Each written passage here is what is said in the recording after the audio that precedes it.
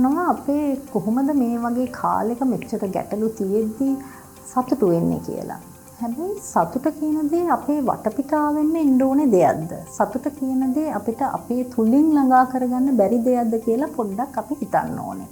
හැම කෙනාම වෙනස්. එතකොට එක එක අයට සතුට ගෙන දෙන දේවල් වෙනස්.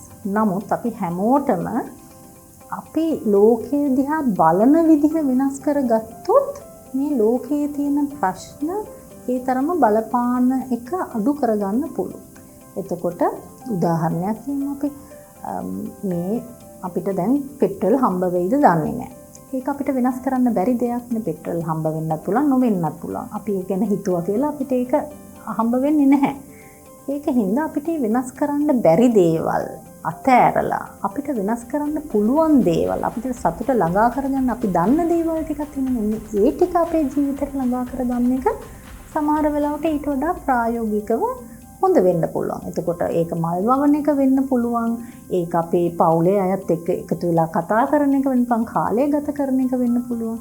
ඒ වගේ අපිට කරන්න පුළුවන් දේවල් තියෙනවා. අන්න ඒවට අපේ අවධානය යොමු කරන එක වැඩි හොඳ වෙයි. අපිට මේ වෙනස් කරන්න බැරි ලෝකයේ තියෙන ප්‍රශ්න වලට අවධානය යොමු කරනවට වඩා.